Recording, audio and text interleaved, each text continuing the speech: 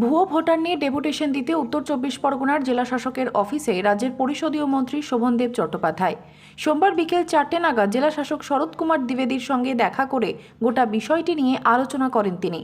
এরপর জেলা শাসকের হাতে ডেপুটেশন তুলে দেন। বাইরে এসে সাংবাদিকদের প্রশ্নের মুখোমুখি হয়ে বলেন, খড়দা বিধানসভা এলাকায় কোনো ভুয়ো ভোটার যেন না ঢুকতে পারে সেজন্যই তিনি এই ডেপুটেশন দিলেন। এদিন তিনি আরো বলেন, 10 তারিখে পরিষদীয় দলের মিটিং হয়েছিল, আপনাদের মনে আছে? সেই পরিষদীয় দলের মিটিং এর পর আমাদের রাজ্যের মুখ্যমন্ত্রী, আমাদের সকলের নেত্রী, তিনি আমাদের নির্দেশ দিয়েছিলেন যে খেয়াল রাখুন ভোটার লিস্টে যেন কোনো কারচুপি না হয়।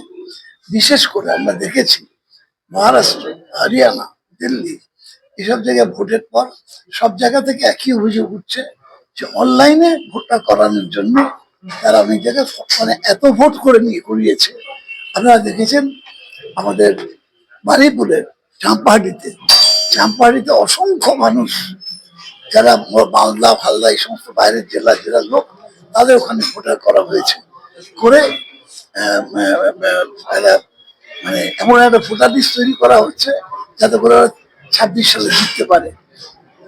প্রধানমন্ত্রীকে এনেছে, স্বরাষ্ট্রমন্ত্রীকে এনেছে, কেন্দ্রীয় অনেকগুলো মন্ত্রী এসছে, বিভিন্ন রাজ্যের মুখ্যমন্ত্রীরা এসছে, এত কিছু করে আর পারেনি কিছু করতে।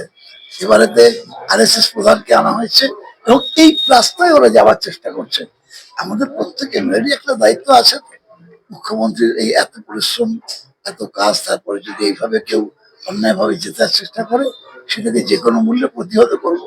আজকে দিয়ে গেলাম ডেপুটেশন, কাল থেকে আমাদের ছেলেরা রাস্তায় নেমে যাবে, প্রচারে নেমে যাবে। আমি আমারটা দিলাম খর্দার জন্য, আমি তো উত্তরসূরিরা দেওয়ার অধিকারী নেই।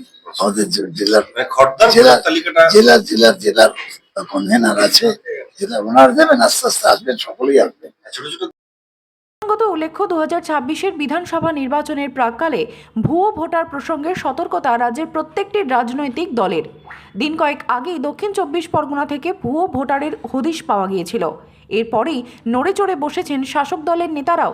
এদিন শোভনদেব চট্টোপাধ্যায় আরও বলেন, আগামী দিনে মুখ্যমন্ত্রী যেমনভাবে নির্দেশ দেবেন সেই অনুযায়ী কাজ করা হবে।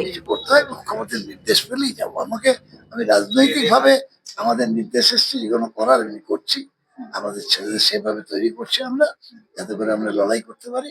আর বাকি যেগুলো সেগুলো যখন যেমন নির্দেশ পাবো করবো। 27 তারিখে নিশ্চয়ই কিছু নির্দেশ থাকবে আমাদের।